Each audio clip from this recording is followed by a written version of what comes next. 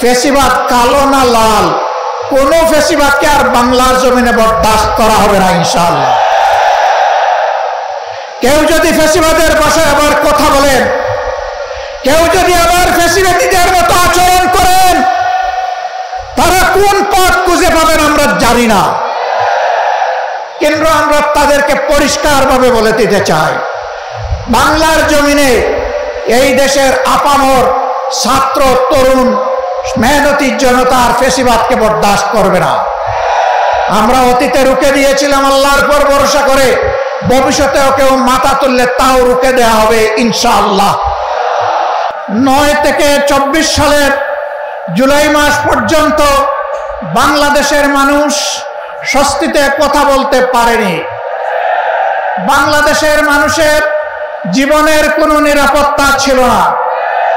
বাংলাদেশের মানুষ অবিচার নির্যাতনের শিকার হয়ে কোথাও সামান্যটুকু বিচার পায়নি।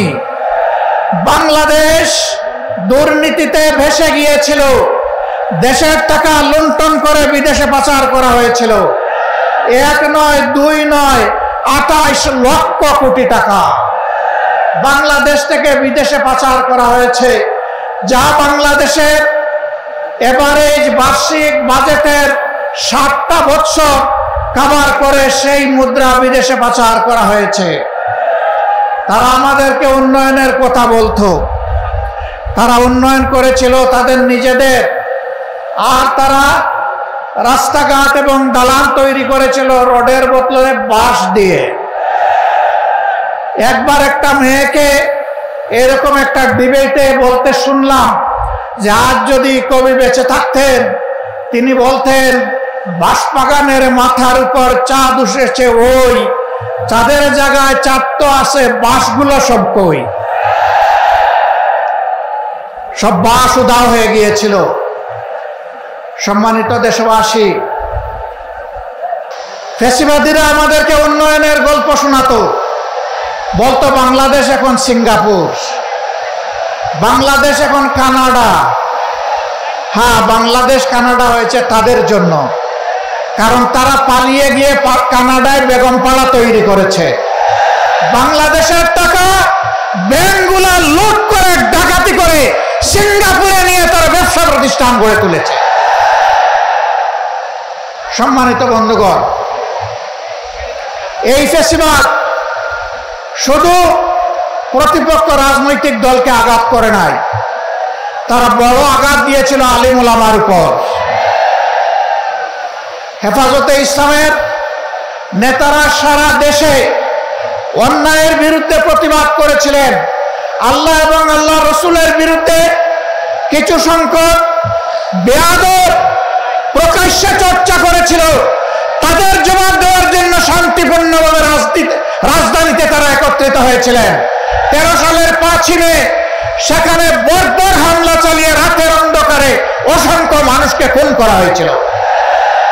এতগুলো আলিম ওলামা, হুফাজে কেরাম, আইতাম, তাদেরকে হত্যা করার পর, খুন করার পর কুখ্যাত প্রধানমন্ত্রী বলেছিলেন কেউ মারা যায়নি, ওখানে লাল রঙের যে তরল পদার্থ দেখেছেন এটা মোল্লা মৌলবীরা কিছু রং ছিটিয়ে রেখেছিল। লজ্জা! মানুষ খুন করার পরে আবার মানুষের রক্ত নিয়ে উপহাস, এটাই ছিল তাদের বৈশিষ্ট্য। এরা রক্ত হাতে করে ক্ষমতায় এসেছিল, আর রক্তাক্ত হাত নিয়ে ক্ষমতা থেকে বিদায় নিয়েছে। তারা ক্ষমতায় এসেছিল 9 সালে ফেব্রুয়ারি মাসের 25 এবং 26 তারিখ ঢাকার পিলখানায় তৎকালীন প্যারামিলিটারি বিডিআরের হেডকোয়ার্টারে 2 দিনে 57 জন প্রতিশ্রুতিশীল দেশপ্রেমিক চৌকস সামরিক অফিসারকে তারা হত্যা করার মাধ্যমে তাদের হত্যার অভিযান শুরু করেছিল। আর 24-এর গণবিপ্লবে ছাত্র, তরুণ, যুবক, কৃষক, শ্রমিক, মা বোনদের বুকে, ভাইদের বুকে, সন্তানদের বুকে গুলি চালিয়ে কাড়ি কাড়ি লাশ ফেলে দিয়ে যখন সামাল দিতে পারে নাই, তখন যারা বলেছিল অমুকের কন্যা দেশ ছেড়ে পালায় না, তারাই তখন তারা কি করেছিল? জমিন দিয়ে হাঁটার, গাড়ি চালিয়ে যাওয়ার সাহস তারা হারিয়ে ফেলেছিল।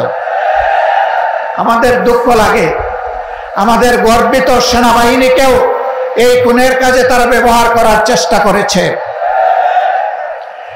দেশের মানুষের জান মাল ইজ্জত আবরুর পাহারাদার পুলিশের কর্মকর্তা এবং সদস্যবৃন্দকে এই উপকর্মে তারা ব্যবহার করার চেষ্টা করেছে। বিজিবিকে তারা এই উপকর্মে কাজে লাগানোর চেষ্টা করেছে। রাষ্ট্রের একটা প্রতিষ্ঠানকেও তারা ঠিক মতো দাঁড়াতে দেয়নি। বিচার বিভাগ ধ্বংস করেছে, নির্বাচন কমিশন ধ্বংস করেছে, দুর্নীতি দমন কমিশনকে বগলের নিচে নিয়েছে, মানবাধিকার কমিশনকে তাদের পকেটে ঢুকিয়ে ফেলেছে। এইভাবে দেশের সব কিছু তারা ধ্বংস করেছিল। ফ্যাসিবাদীরা বিদায় নিয়েছে, ফ্যাসিবাদ এখনো বিদায় নেয় নাই। আমরা পরিষ্কার বলতে চাই, ফ্যাসিবাদ কালো না লাল, কোন ফ্যাসিবাদকে আর বাংলার জমিনে বরদাস্ত করা হবে না ইনশাআল্লাহ।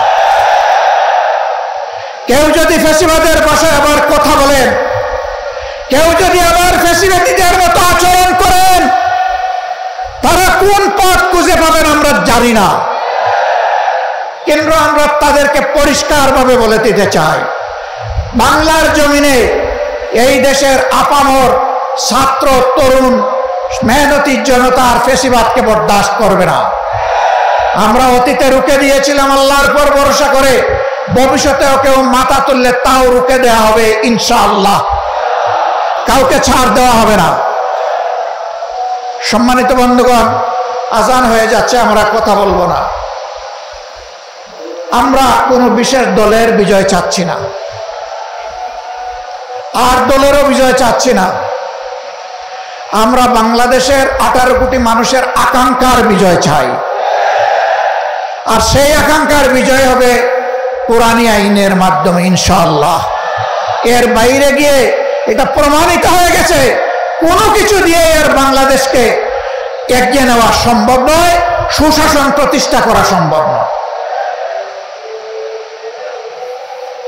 আমরা আপনাদেরকে আহ্বান জানাবো, বিজয়ের এই হুইসেলটা, বিজয়ের এই বাঁশিটা ইসলামের প্রবেশদ্বার, ইসলামাবাদ খ্যাত এই চট্টগ্রাম থেকে আপনারা বাজাবেন ইনশাআল্লাহ।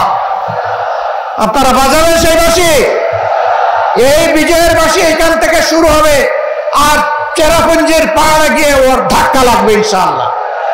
সারা বাংলাদেশ ইনশাআল্লাহ কোরআনের আলোকে আবাদ হবে। আগামীর বাংলাদেশ কোরআনের বাংলাদেশ। আল্লাহর নবী মুহাম্মদুর রাসূলুল্লাহ সাল্লাল্লাহু আলাইহি ওয়াসাল্লাম আর তার হাতে গড়া সোনার মানুষ সাহাবায়ে কেরাম রিদওয়ানুল্লাহি তাআলা আলাইহিম আজমাইনের পথ ছেড়ে দুনিয়ায় কখনো শান্তি আসে নাই, দুনিয়ায় কখনো শান্তি আসবে না। আমরা কোরআনকে বুকে নিয়ে, রাসূল করিম সাল্লাল্লাহু আলাইহি ওয়াসাল্লামের সুন্নাহকে বুকে নিয়ে, সাহাবায়ে কেরাম রিদওয়ানুল্লাহি তাআলা আলাইহিম আজমাইনের রেখে যাওয়া আমানতকে বুকে নিয়ে আমরা বাঁচতে চাই, আমরা মরতে চাই, আমরা আল্লাহর দরবারে হাজিরা দিতে চাই। আমরা কোনো লাল চক্ষুকে পরোয়া করব না, কোনো দাদা বাবু মানি না, কোনো বড় ভাই মানি না। সকলের সাথে আমাদের সম্পর্ক হবে সমতা এবং পারস্পরিক সম্মানের ভিত্তিতে ইনশাআল্লাহ। আগামীর সেই বাংলাদেশ, মানবিক বাংলাদেশ, কোরআনের বাংলাদেশ গড়ায় চট্টগ্রামবাসীকে অগ্রণী ভূমিকা পালন করার উদাত্ত আহ্বান জানিয়ে আমার বক্তব্য এখানেই শেষ করছি। আল্লাহ হাফেজ। বাংলাদেশ জিন্দাবাদ। 8 দলীয় আন্দোলন জিন্দাবাদ। এই আন্দোলনের বিজয় হবে ইনশাআল্লাহ তাআলা আজিম। আসসালামু আলাইকুম ওয়া রাহমাতুল্লাহি ওয়া বারাকাতুহু।